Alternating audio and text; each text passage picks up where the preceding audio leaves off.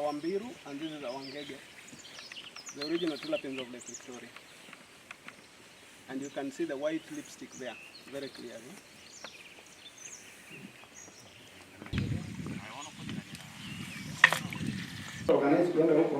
I will want them to be there. Yes. Also, Angela appear on there. You know, the lady aspect and fisheries is very important.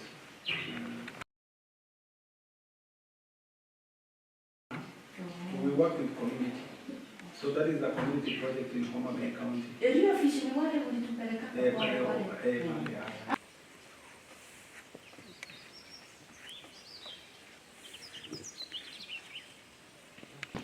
Naona ni tofauti na yule ambaye tulimuona pale.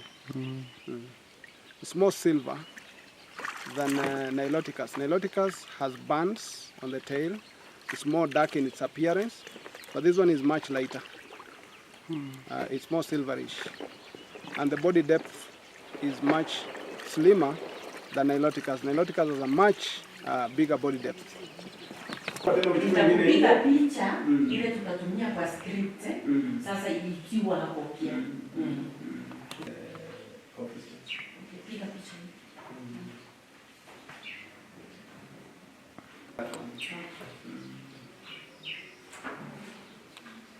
Hizo ni stickers zangu.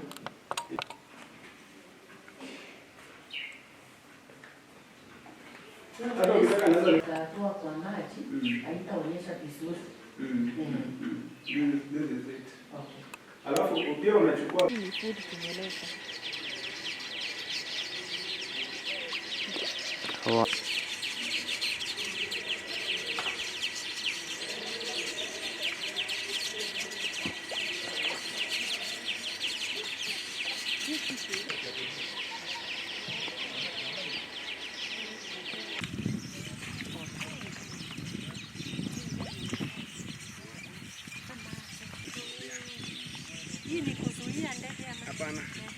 We are putting a greenhouse ili enhance temperature. Tunaona hapa ni high altitude and these are warm water species. So mtu mwenye ako na hii samaki kwa lake ana produce more fingerlings than us because it's warmer. These are now Mbiru. The nini Ngege. Ngege. These are Ngege. Of course, the common name is Ngege. The Niloticus we have now is not Ngege. This is the original Ngege. And then we have Mbiru. This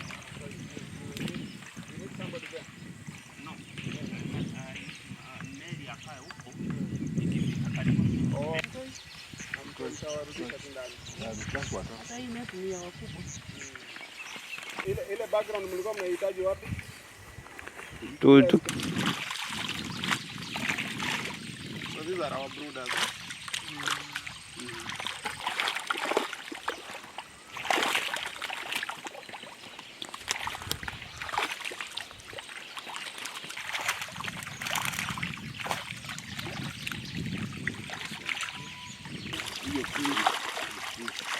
Okay.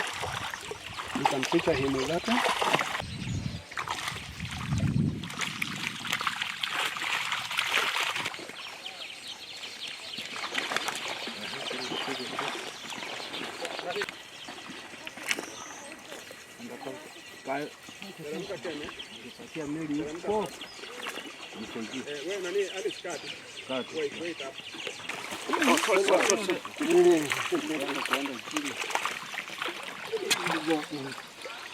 Kaya chini.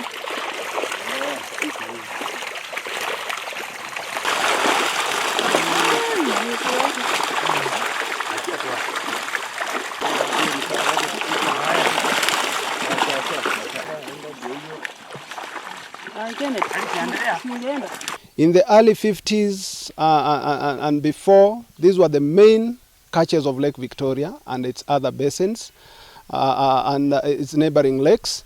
But then, with the introduction of Niloticus, Tilapia niloticus, which is now the common aquaculture fish, and Nile perch, the populations have dwindled. And so one of the duties that we have as a research institution is to make sure that, one, we conserve this genetic material, is also to try and bring them into aquaculture, so that we don't only rely on one or two species for freshwater aquaculture.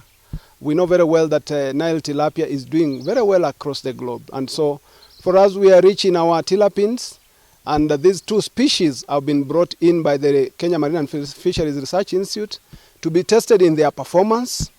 And the other deeper thing that we are looking for is what nutritional value can they bring on the table that probably supersedes the nutritional value of tilapia nilotica. The other thing that we are looking forward to is its introduction probably will endear itself to the local community, the youth and the women. Remember, aquaculture does not need a lot of space, requires just a little space, facilities, and now with innovation and technology you can intensify your production.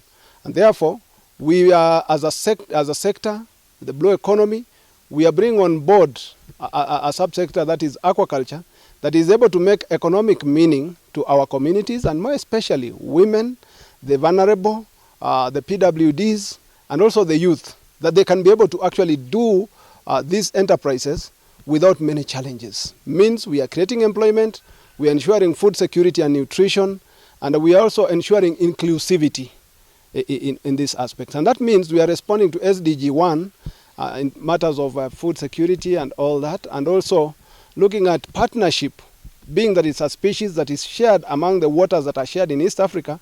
We are looking at SDG 17, which promotes partnership in terms of research. So we are collaborating with Uganda and Tanzania and our other East African countries to just make sure that this species now finds its space into aquaculture. Why are we having these two species under tests for aquaculture?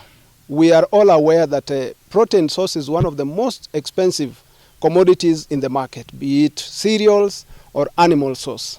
And so fish prices are not quite as escalated as probably the other animals' protein sources are concerned in the market. And so bringing this fish on board, we are looking at the nutritional value that they are likely to bring. And so the research that the project is doing by the support of Boston University and Plus Fish Philanthropy is to check when we subject these fish into the same diet that we are giving tilapia niloticas. Are they going to have the same nutritional value? And if these two indigenous species, by virtue of their assimilation of the same feed that we are subjecting this challenge test to, they have a higher nutritional value. That means high essential fatty acids. That is what we need as human beings. It's not about the quantities, it's now about the quality of the food that we bring on the table. Nile tilapia is highly competitive, and so there was competitive exclusion of this species, and the Nile perch is a predator. So these two indigenous species suffered two challenges of these invasive species that were introduced to Lake Victoria, and further to that, there are also issues of increased populations among the cities around the lake. Talk of Jinja, you're talking of Kisumu, you're talking of Mwanza. These populations have grown over time. And so there is a lot of waste that is coming from human settlements. There is a lot of agricultural activities taking place upstream. And so there is also a lot of sedimentation heading into the lake. And so the water chemistry in the lake has also changed. And these have significantly affected the populations of these fish. Not forgetting issues of use of wrong gears in fishing, and also destruction of breeding grounds where these fish originally bred. And so the pressures are too many on the fish, and that's why as a research institution we feel like it is our duty and responsibility to conserve this genetic material, and probably aquaculture will serve as a good genetic bank for these fish for the future generations.